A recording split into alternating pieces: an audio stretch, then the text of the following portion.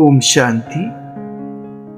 आज परम पिता परमात्मा, परम शिक्षक, परम सद्गुरु शिव बाबा की अव्यक्त मुरली है 27 जुलाई 1971 की। आज की मुरली में बाप दादा हम बच्चों को बुद्धि को क्लियर, स्वच्छ और शक्तिशाली बनाने की बात है। जैसे वैज्ञानिक लोग अपने यंत्रों की सहायता से आने वाले भविष्य में आने वाले तूफान को, भूस्खलन को, आपदाओं को पहले ही जान लेते हैं। तो वे जब पहले ही जान लेते हैं तो सुरक्षा व्यवस्था कर लेते हैं और उन आपदाओं के होने पर कम से कम नुकसान होता है। ठीक इसी प्रकार से आप सबको अपनी बुद्धि के नेत्र को इतना स्पष्ट, साफ और स्वच्छ रखना है, स्वयं को इतना सजग बनाना है कि भविष्य में आने वाली परिस्थितियों को आप इन एडवांस में जान सको। कहते हैं ना कि फॉरवर्ड इज फॉरवर्ड, अर्थात अगर पहले से ही चेतावनी मिली है तो व्यक्ति पहले से ही अस्त्र शस्त्र से सुसज्जित रहता है और शत्रु उसे कभी नुकसान नहीं कर सकता। यदि पहले से ही महसूसता आ जाए कि आज पेपर होने वाला है तो आप तैयार रहेंगे और फिर आपको कोई हरा नहीं सकता।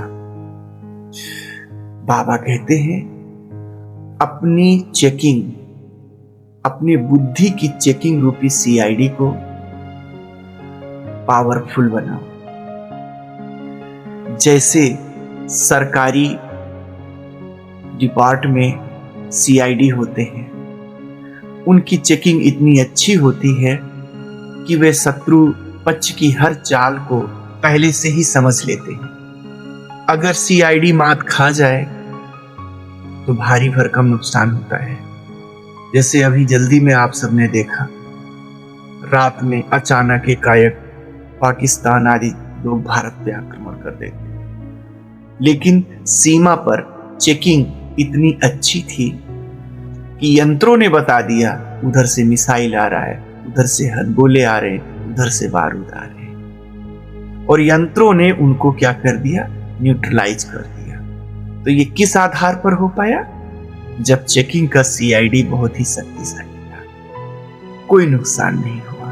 तो ठीक इसी प्रकार से जीवन में अगर बुद्धि सजग रहे और वो आने वाली चीज को, आने वाली परिस्थितियों को पहले से ही महसूस कर सके, तो बाबा कहते हैं कि दुश्मन हमें कभी धोखा दे नहीं सकता। हम अध्यात्म मार्गी हैं, हमें कौन सी चेकिंग करनी है? हमें अपने जो अंदर जो विकार हैं उनके अंश की चेकिंग करनी है, वो हमें कहीं धोखा ना दे सके। बाबा कहते हैं इसके लिए सजगता जरूरी है, जागृति जरूरी है, और इसी को बाबा कहते हैं केयरफुल।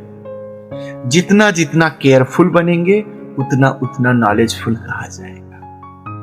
केयरफुलनेस के ना होने पर नॉलेज का कोई मतलब नहीं है। तो जितना केयरफुल उतना नॉलेजफुल, और जितना नॉलेजफुल रहेंगे उतना ही पावरफुल, और जब पावरफुल है तो उतना ही विजयी। तो ये केयरफुल, नॉलेजफुल, पावरफुल और विजयी, ये सब एक दूसरे से जुड़े हुए। तो इसकी सीढ़ी है, प्रथम सीढ़ी है, सफलता की प्रथम सीढ़ी है केयरफुलनेस।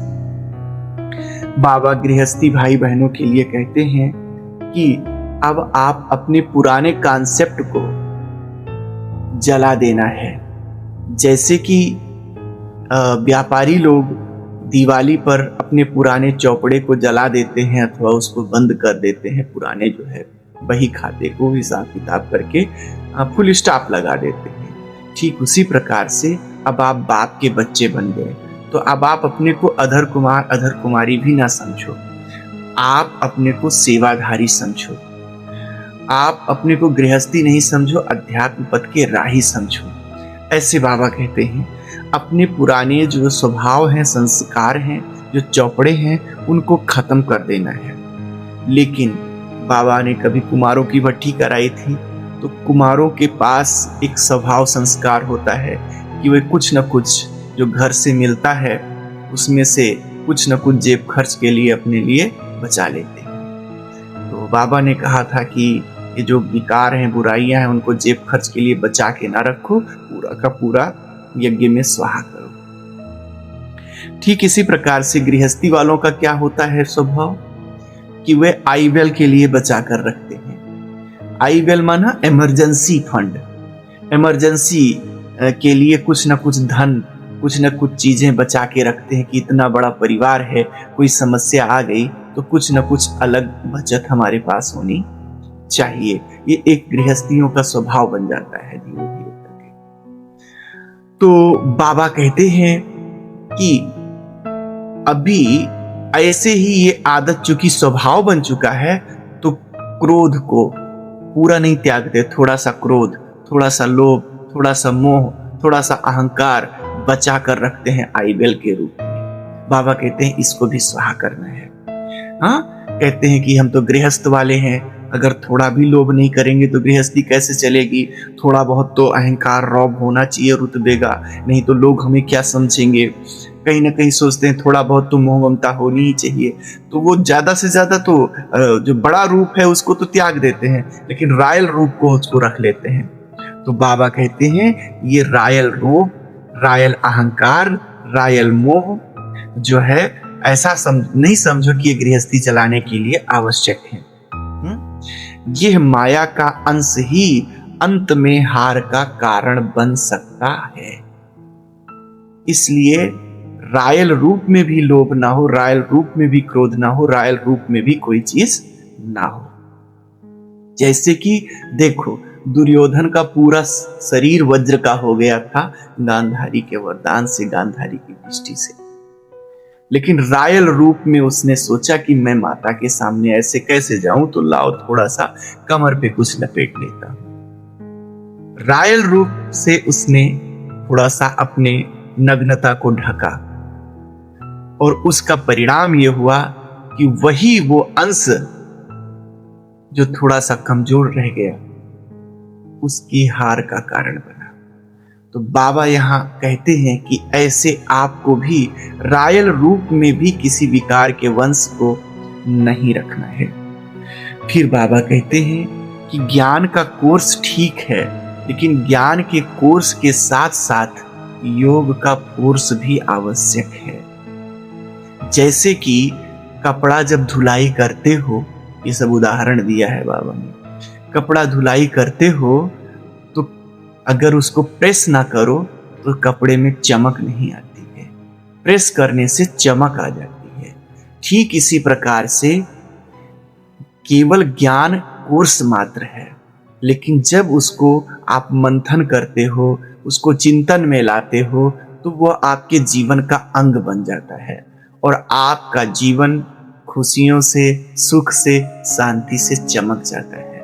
आपके जीवन में चमक आ जाती है, आपका व्यक्तित्व बदल जाता है, और इससे फिर जो संसार के लोग हैं वे आपकी ओर आकर्षित होते हैं। रूहानियत आ जाती है, अनायास ही आप सेवा कर लेते हैं। तो बाबा यहाँ कहते हैं कि हमें बुद्धि के नेत्र को इतना सूक्ष्म और सरल और स्पष्ट रखना है कि विकार के सूक्ष्म से सूक्ष्म अंश को भी हम देख सके और उन्हें खत्म कर सके, वे हमारे नजरों से बच न सके।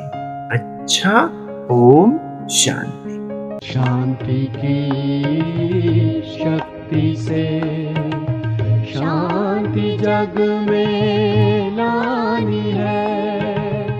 शांत मन हो, तन हो शीतल, शांत मन हो, तन हो शीतल। ऐसी दुनिया बनानी है,